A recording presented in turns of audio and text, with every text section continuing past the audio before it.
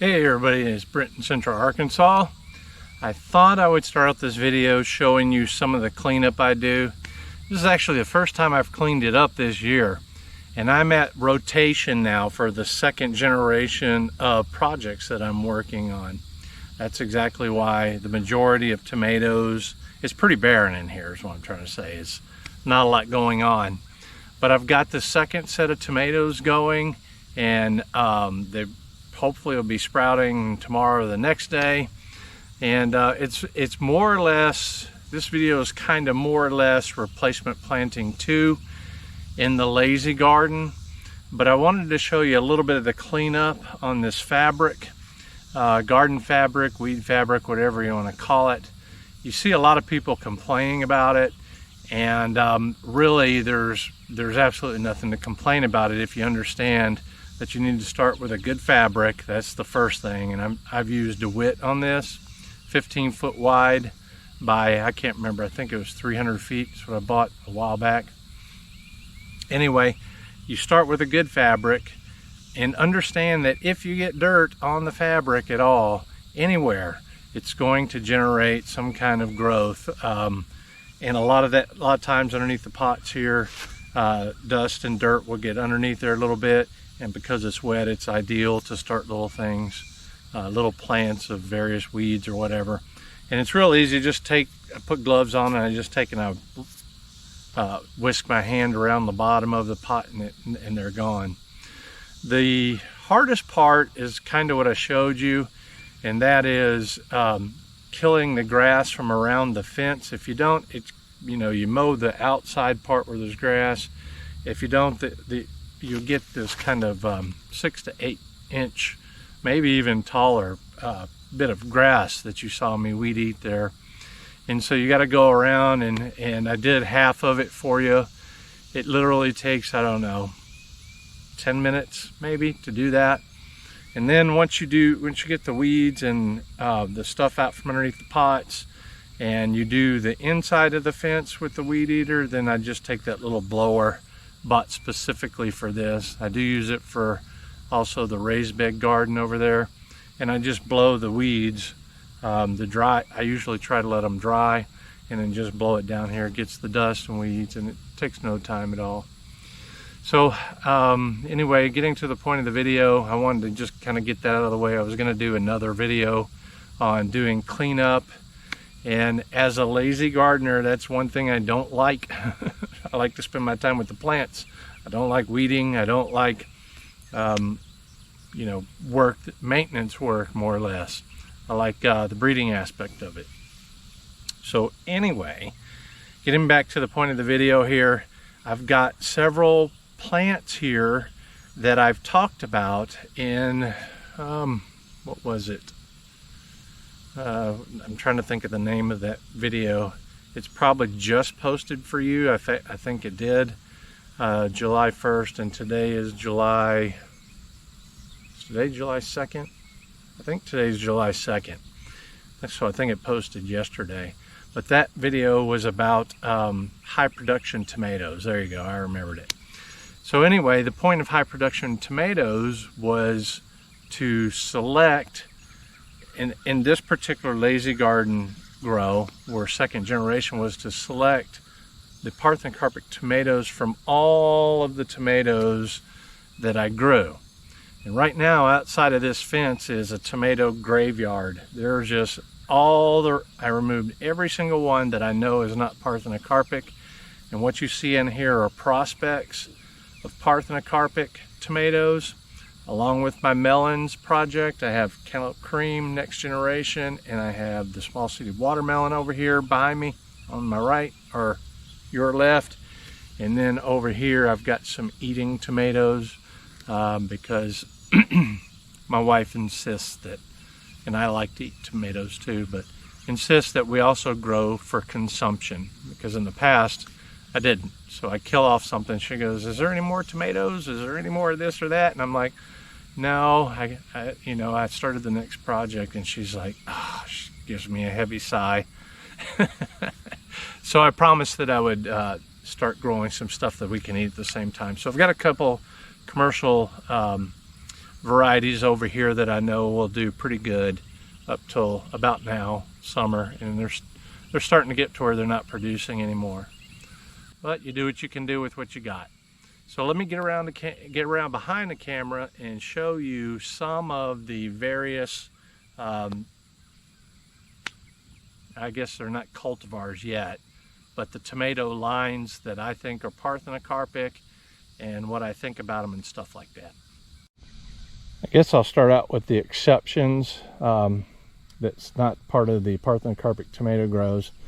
And this is that purple tomato. I think it's called, I knew it, and I have a video of it already. Empress, I think is what it's called. Red Sun partnered with Nutrition, whatever, the people who bred this. Anyway, I had 3 of these plants. I removed 2 of them. I had 1 here, 2 in this pot, and I had 1 in that pot over there. And I removed 2 of the 3. I'm going to keep 1. In fact, here's this one from the other one. I didn't get rid of the tomatoes, so I'll do that now. But in fact, I don't really like the taste of this tomato. It has kind of a off-putting finish to it, and it doesn't have a good front taste. That's my opinion. I'm not biased, but I do like the color. I think it's pretty neat. It's not as purple as I'd like to see, but oh well.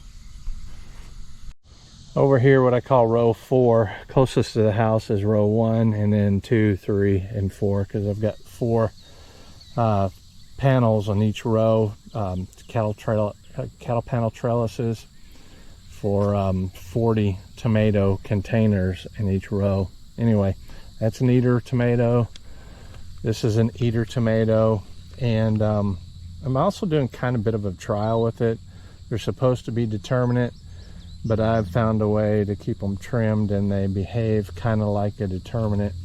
I mean, an indeterminate. If you don't cut out all the suckers, kind of leave the top suckers and remove all the other ones. Just keep, as this one grows and it puts out another sucker, you just cut it back. Anyway, over here there's a couple more. That one I need to get. It's quite ripe actually.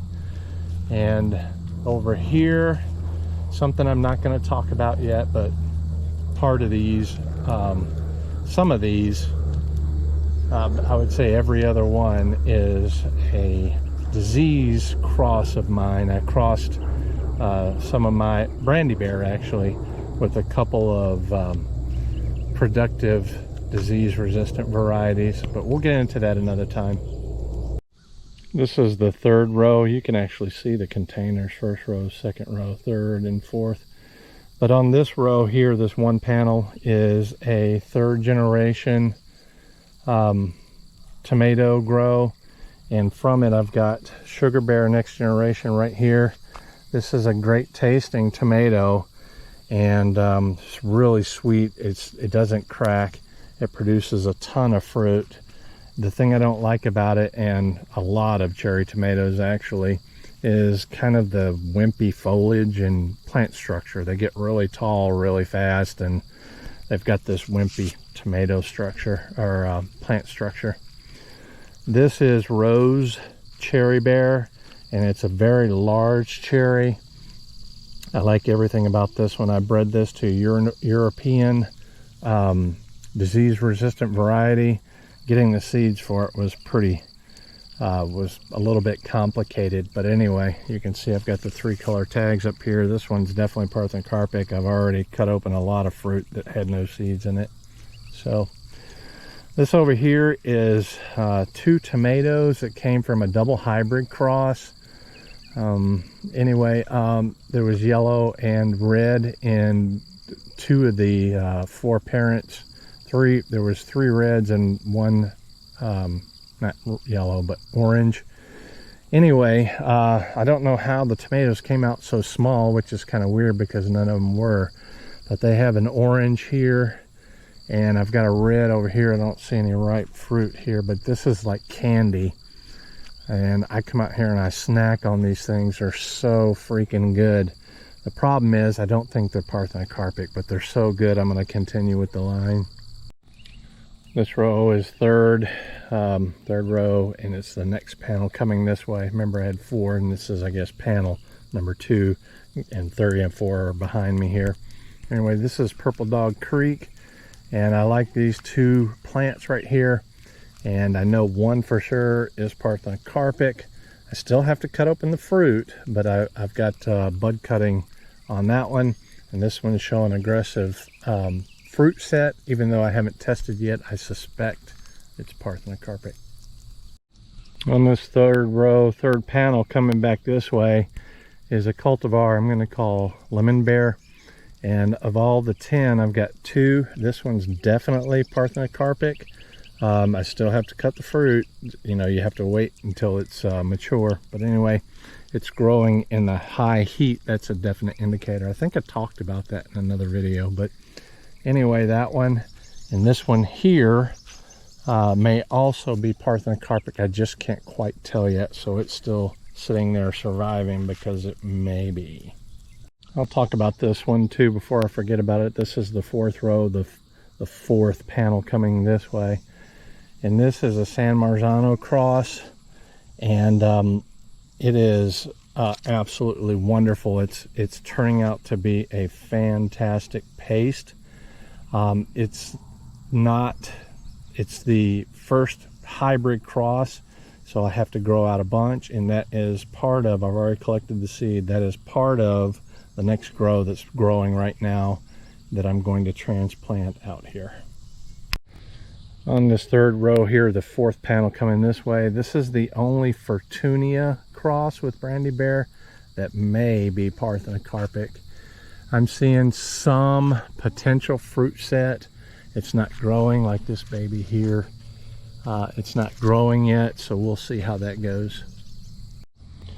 This tomato here is, I planted 2 of them. This is the next generation Teddy Bear, and Teddy Bear is Parthenocarpic for sure, and it's setting everywhere as we go. So that one's going to keep growing because I like the taste of it. It's a great slicer size of about 5 ounces, maybe 6 ounces in some cases.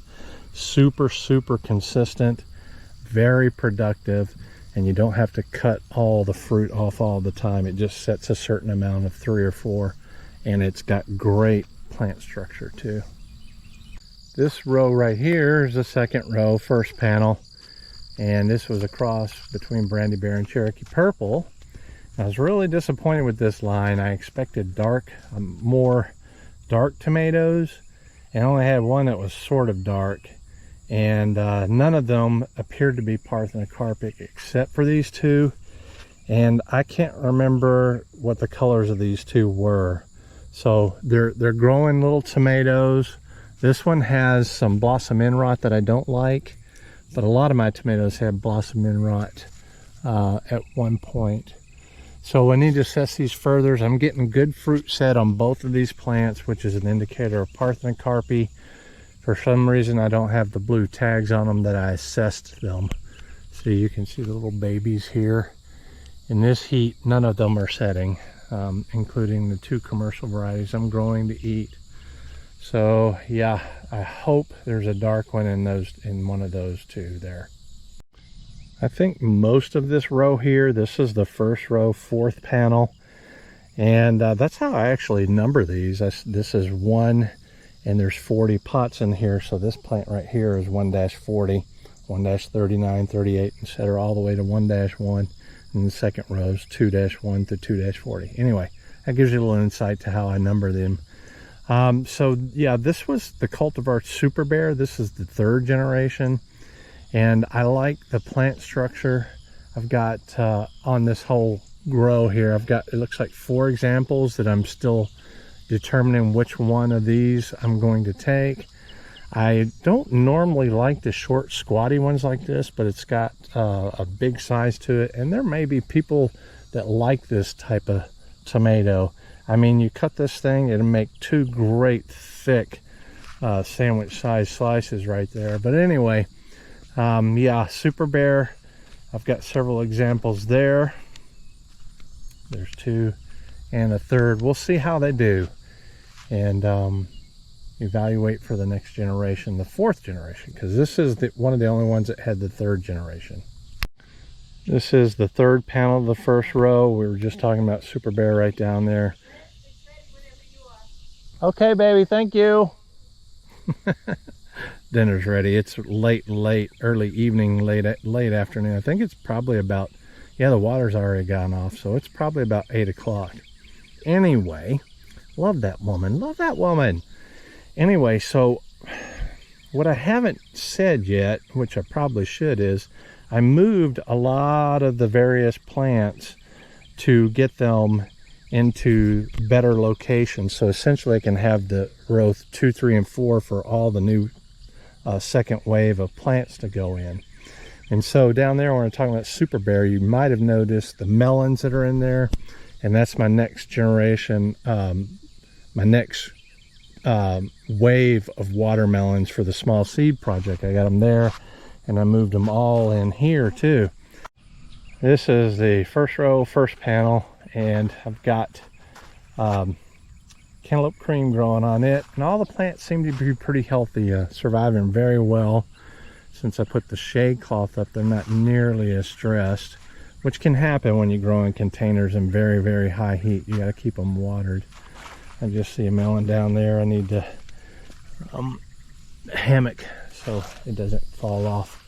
Anyway, I'm crossing cantaloupe cream with an open pollinated cantaloupe, and that's what this yellow flag is for. I just want to see what it looks like as a hybrid, but the main point is cantaloupe cream because it's a wonderful, wonderful cross.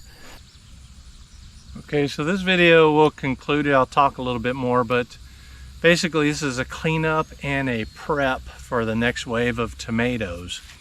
And that brings up a subject. My battery died while I was filming part of this, and I had to go back in to get another battery for my GoPro. GoPros are wonderful, but the batteries suck. So anyway, I'm in there, and of course I'm cooling off at the same time, and I'm drinking some water because it's pretty warm. And I check my email when I'm sitting there. I have a PC and I monitor it constantly. I'm talking to people and whatnot. But one of the comments was to that video I just published about high production tomatoes was, are there any determinants? Am I growing any determinants? In the next wave, it's going to be determinant focused, mostly because determinants are getting more popular, and they have great disease resistance. And so and paste tomatoes, which is one of the 3 lines I'm going to do, are mostly determinate. Commercial ones are, almost all are commercial. And so with the determinate in paste tomatoes, all your fruit more or less is ripe right about the same time, so you can process it all at the same time instead of little bits and pieces.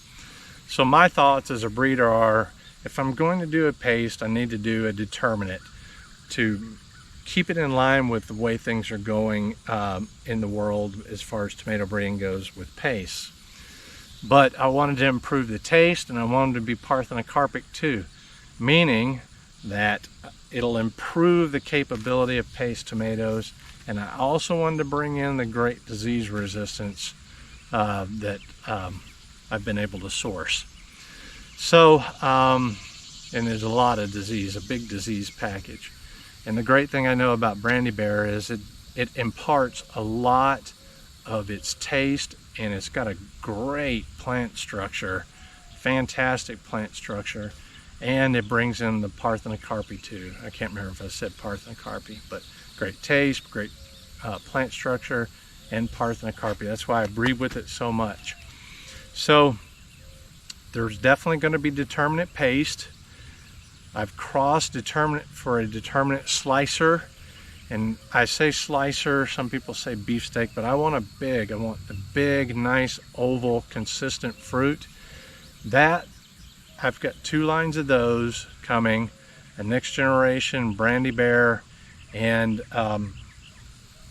actually it's 1 line of a cross with Brandy Bear, next generation Brandy Bear, and the paste. Those are the next 3 lines. I had to think about that for a minute. And I think I got a few more of the Rose Cherry Bear because I really like that cherry tomato, and I want to try to find examples that are crack resistant, and I should be able to get it in the 3rd generation. I'm really hoping for that because it's a great tomato all the way around with great disease resistance. So that'll pretty much conclude this video. As this next wave begins to produce, because it's the beginning of July now, and all these tomatoes are only going to set if they're parthenocarpic. That makes my job really easy because I know the commercial varieties are not setting. I know from history that no plants ever that I've ever trialed or tested grow in July and August in a consistent way. It's going to be really easy for me to tell which are parthenocarpic. So this is going to get fun. It's going to get fun because it is the best time of the year to show off what parthenocarpic can do. And that is what I hope to bring to you. I'm not getting disease. Knock on wood somewhere. Find some dang wood. Knock on. I'm not getting disease thanks to the hot water treatment. And so I'm really enjoying the tomatoes, and they will not be hampered by disease, and they'll be able to show off in this high heat that we always get in July and August. Anyway, that'll conclude this video. I wanted to bring forth what's going on. If you like the video, please share the video, because parthenocarpy is something that's always been shit in the past. It does exist in the tomato world, but it's not been acceptable at all by anybody from any nation. Otherwise, they'd be pursuing it, and they're not. And the reason why they're not is because it's shit.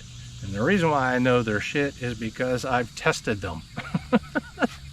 I hate to be blunt about it, but this type of parthenocarpy that I've got going on is phenomenal. And I hope to show you that in the upcoming months. If I can't show you that, I'm in trouble now because I've already told you I hope to show it to you. Anyway, if you like it, please share it. If you like it also, please like and subscribe. But most of all, if you have any questions or you want to talk to me about anything, I'm not a snowflake. You don't have to, say only nice things. You can critique me if you don't believe me. I don't care. I'll talk to anybody about anything. So until the next video, take care.